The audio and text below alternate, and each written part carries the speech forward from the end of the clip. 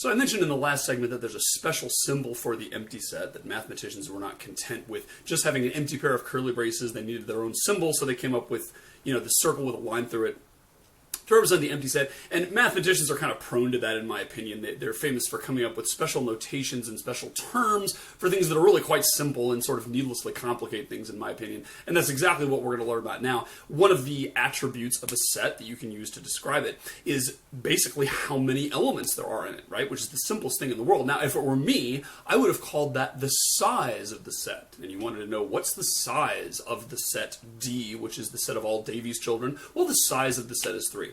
But mathematicians don't call it the size, they call it the cardinality of a set, okay? So when someone says the cardinality of a set, all they mean is how many elements there are in it, okay? And the notation we use for that is absolute value marks. So if I say the absolute value of D, that's going to be 3 if D is the set of all Davy's children, okay? That's all it means, and we call that the cardinality of the set. If I say let B be the set, we saw this one before, of X, such that x squared minus 4 equals 0, then I would say that the cardinality of B equals 2. And if I said let E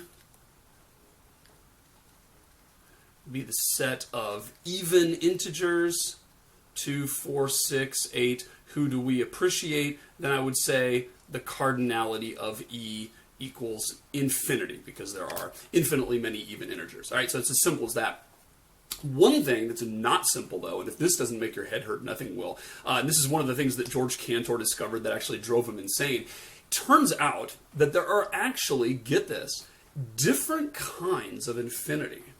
Okay? You may recall in the last segment that I said that the real numbers were infinite, but I couldn't even put them in a list, right? I couldn't list them out and then say dot, dot, dot at the end to list the real numbers the way I could with the integers. And that's because the integers are a special kind of infinity, which mathematicians call countably infinite, and the real numbers, perplexing as it may seem, are uncountably infinite. And that's a really, really deep topic that, we're not going to go into right now, but just to kind of whet your appetite, because I think it's kind of fun.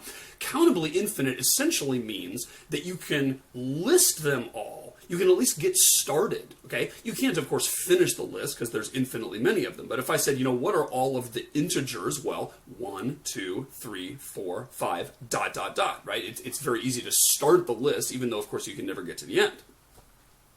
With the real numbers, it turns out you can't even do that. There isn't any way to even get off the ground trying to list them. And you might go through sort of a mental exercise trying to do that, right? So let's start with 0, okay? Then what? What's the next real number? You can't pick 1 because you've skipped all the ones in between. Well, pick 0.1. Well, you can't pick that either because you've skipped all the ones in between. Well, pick 0.01, 0.001, right? No matter what number you pick as the next one, you've skipped over not only some, but infinitely many real numbers. And so it turns out that the real numbers can't even be put in a one-to-one correspondence with the integers. And therefore, what George Cantor discovered was that they are a different kind of infinity altogether, called uncountably infinite.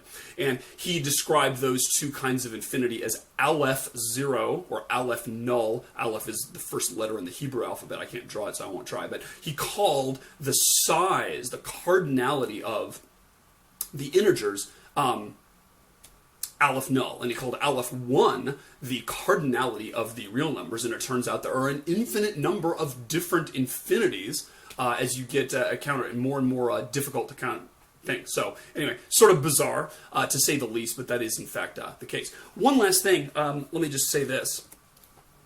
Again, don't confuse the empty set with the set, including the empty set. And one really great way to put a fine point on that is to talk about the cardinality of the empty set. That is 0.